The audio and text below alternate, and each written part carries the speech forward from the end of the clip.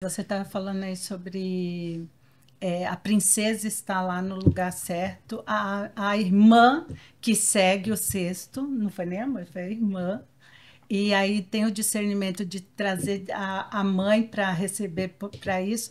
E Deus é tão específico, gente, que a gente precisa entender o seguinte: o Senhor já tinha toda a trama montada, Sim. Já.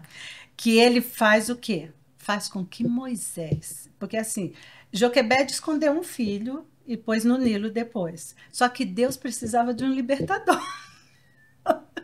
E aí vai fazer o quê? Esse menino ser criado pelo faraó. Vai esconde o inimigo dentro da casa do inimigo Exato. mesmo. Leva lá, meu filho, e esconde ele lá que ninguém vai pegar ele.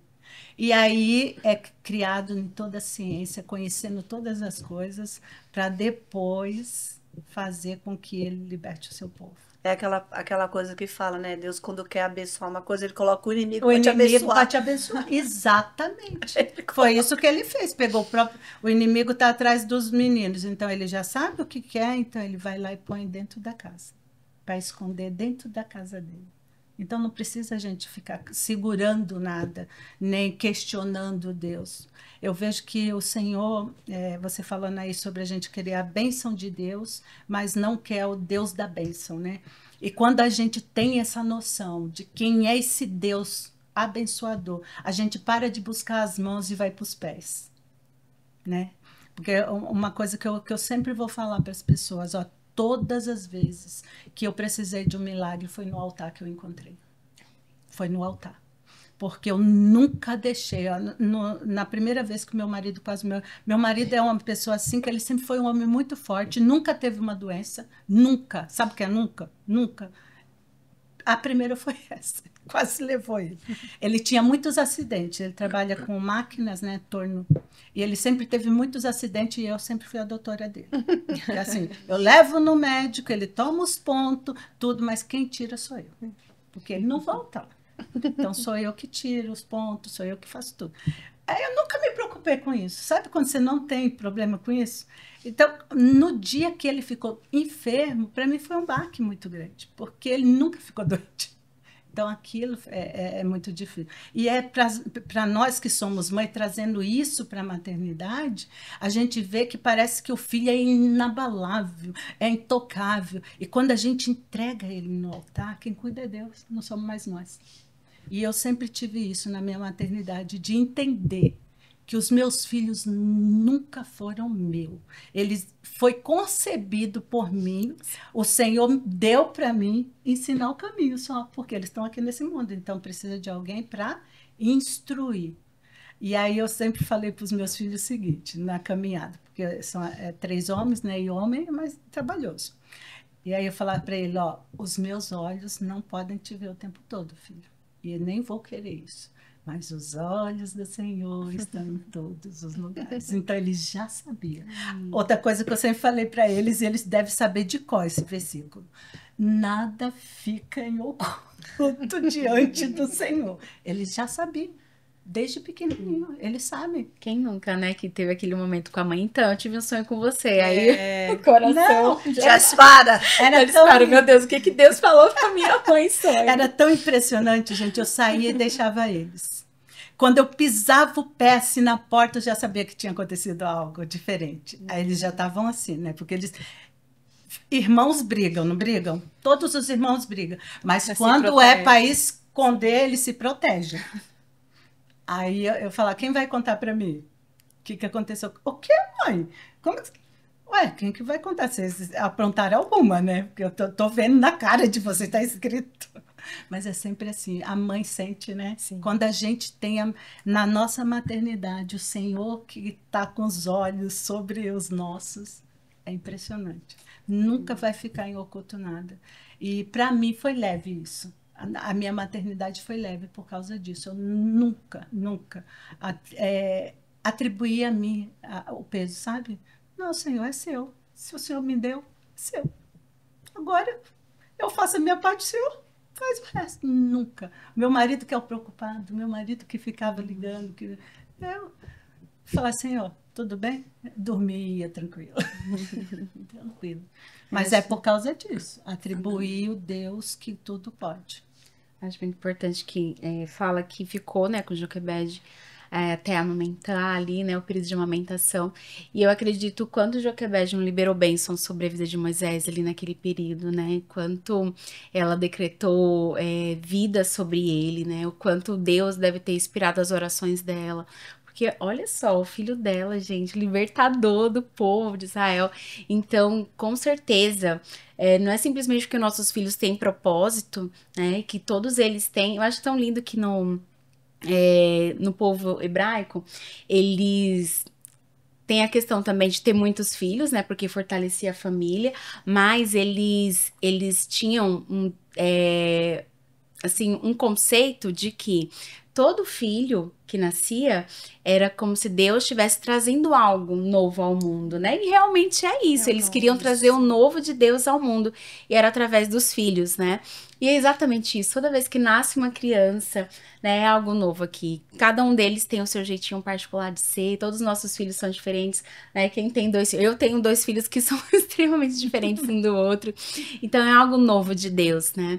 Então eu acredito que firmemente que todos os nossos filhos têm propósito. Sim. Mas a mãe, a mãe é a família de forma geral, mas assim, a mãe especificamente tem esse poder muito grande, assim, de liberar sobre seus filhos as bênçãos de Deus, né? Eu acho muito engraçado, assim, eu tenho um testemunho que parece ser bobo, mas eu tenho um filho autista, né, como vocês já sabem. E o Theo tinha um cabelo muito enroladinho, muito, gente, bem crespinho mesmo, né? E os autistas, eles têm muita sensibilidade, né? Então, quando eu ia lavar o cabelinho dele, gente, ele desregulava muito, ele ficava horas chorando. Horas, porque só de cair a água já era ruim pra ele. Desembaraçar, aí também era horrível pra ele, horrível, ele chorava muito, desregulava. Então era muito sofrido toda vez que a gente ia lavar o cabelo. E o cabelo dele era muito grande também, porque cortar também pra ele era muito difícil. Então eu tava assim, era terrível, assim, terrível. Esse momento, todo dia que era pra lavar o cabelo, a gente chorava junto com ele, porque a gente sabia que ele tava sofrendo mesmo.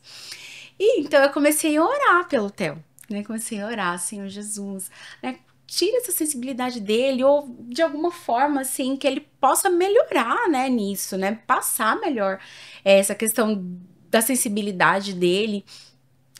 E comecei a orar, Senhor, cuida do meu filho nisso, porque eu sei que ele tá sofrendo muito. E orava. Toda vez que a gente ia lavar o cabelinho dele, era muita oração. Por fim, quando o Theo fez uns 3 anos e meio, a gente começou a perceber. Parece bobo, gente, mas não é. A gente começou a perceber que o cabelo do Theo começou a alisar. A gente começou a alisar. E assim, eu venho de família negra, meu marido vem de família negra, né? Então era muito crespinho o cabelo dele. Gente, o cabelo do meu filho é praticamente liso, é um ondulado, mas a estrutura do cabelo dele mudou. E hoje a gente lava, assim, também não é dessas maravilhas, assim, né? A gente lava o cabelinho dele, ele ainda reclama um pouquinho, mas nada como antes, né? Hoje a gente não precisa desembaraçar o cabelo dele, só lava, passa o creminho e desembaraçar nem precisa, assim, é muito liso o cabelo dele. E isso por quê? Porque a gente começou a liberar, né? Orar. Sim. E eu creio mesmo que o Senhor que mudou o cabelo dele, porque ninguém na nossa família tem cabelo liso. Então, o Senhor, ele faz milagres, né? A gente vê que às vezes parece ser uma coisinha pequena, mas aquilo pra gente é tão bom, é um milagre. Era um milagre que era necessário para que ele sim. ficasse melhor. Sim, né? Então o nosso Deus, ele cuida dos nossos pequenos em todo o tempo, né? Então cabe a nós orar, liberar palavras mesmo de bênção, de vida. Eu acredito que Joquebed tenha sido essa mãe que liberou bênção sobre Mas às vezes algumas mães, né, podem ver isso e falar assim, também, né, Deus, você não facilita pra mim, né? Olha o cabelo desse moleque, ela não sei o que, fica quieto. Porque às vezes a pessoa tá ferida, né? Você foi pra oração, mas tem gente que não vai pra oração, vai pra murmuração. E aí uma coisa que já é ruim fica pior.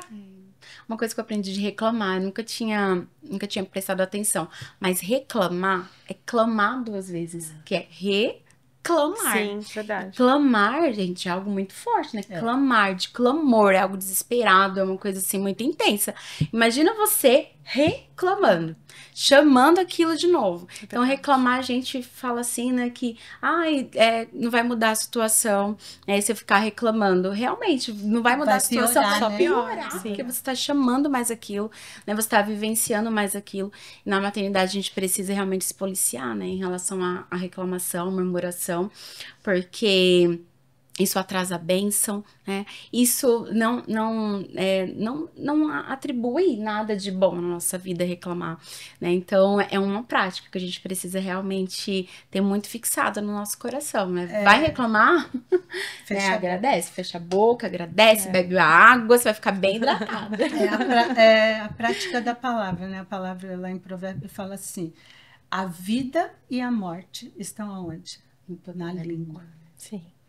Então, ou você declara a vida ou você declara a morte, né? E aí você que decide. Por que o povo ficou 40 anos no deserto e tiveram que morrer? Murmuração e desobediência. Eles viveram, gente, quem viveu o maior milagre do que aquele povo ali vendo tudo que Deus fez? Uma coisa que duraria dias, durou 40 anos. 40 anos. Então, porque era para durar 40 dias, que era só para fazer uma limpeza do Egito neles. Mas aí eles vê o mar se abrir, o mar engole todo o inimigo, chega lá do outro lado, pé enxuto, passa pelo deserto, tem água, tem maná, aí não quer só maná, quer carne, come carne até pelos olhos, e mesmo assim eles ainda reclamavam. É aquela parte que a gente vê que a gente nunca está feliz com tudo, né? Com as coisas que a gente tem. A gente olha para o que não tem, em vez de aproveitar aquilo que você tem.